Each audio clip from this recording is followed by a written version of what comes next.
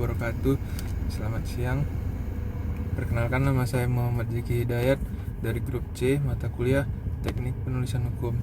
Di sini saya akan menjelaskan tentang legal opinion kasus Michael Smith yang mengakali Spotify dan raup untung sebanyak 185 miliar. Kasus ini memanipulasi platform streaming Spotify untuk menghasilkan keuntungan yang sangat besar, merupakan contoh yang kompleks dari penyalahgunaan teknologi digital untuk keuntungan pribadi.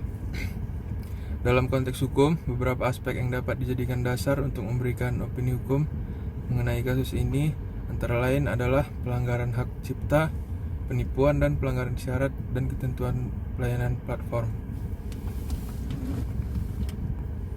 1. Pelanggaran hak cipta dan royalti. Penggunaan bot untuk meningkatkan jumlah pemutaran lagu secara artifisial akan berdampak langsung pada sistem royalti yang diterapkan oleh platform seperti Spotify. Spotify membayar royalti berdasarkan jumlah streaming atau pemutaran lagu, sehingga memanipulasi jumlah ini dapat dianggap sebagai bentuk penipuan dari perspektif hukum.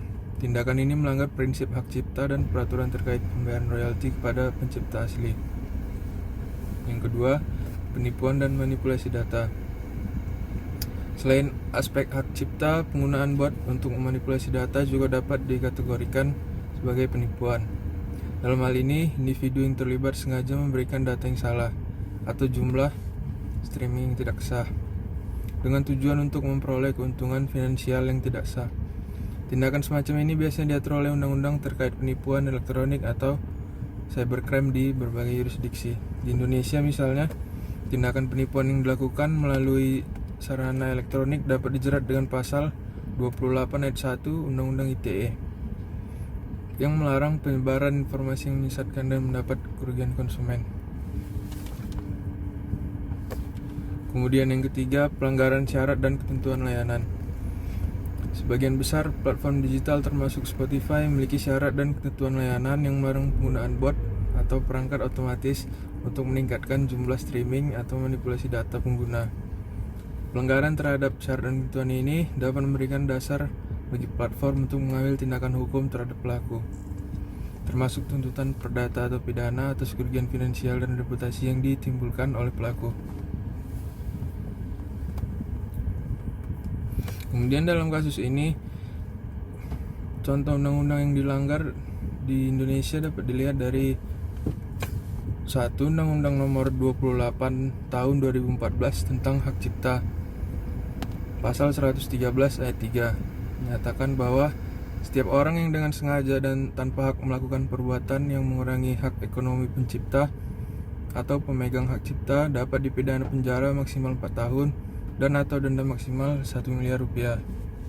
Kemudian yang kedua, Undang-Undang Nomor 11 Tahun 2008 tentang Informasi dan Transaksi Elektronik, Undang-Undang ITE, sebagaimana telah diubah dengan Undang-Undang Nomor 19 Tahun 2016. Penggunaan bot atau perangkat otomatis untuk memanipulasi data pada platform digital dapat dikategorikan sebagai penyalahgunaan teknologi informasi dan penipuan berbasis elektronik. Pada pasal 28 ayat 1 dinyatakan setiap orang yang dengan sengaja dan tanpa hak menyebarkan berita bohong dan menyesatkan yang mengakibatkan kerugian konsumen dalam transaksi elektronik dipidana dengan pidana penjara maksimal 6 tahun dan atau denda maksimal 1 miliar rupiah.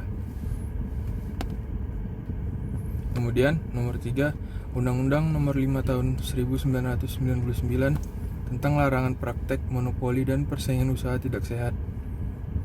Manipulasi jumlah streaming untuk memperoleh pendapatan tidak sah dapat dianggap sebagai bentuk persaingan usaha yang tidak sehat, karena pelaku memperoleh keuntungan secara tidak adil dan memanipulasi persaingan dengan cara ilegal.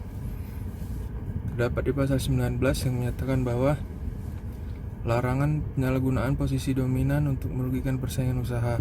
Pelaku yang terbukti melakukan penyalahgunaan ini dapat dikenakan sanksi administratif dan denda.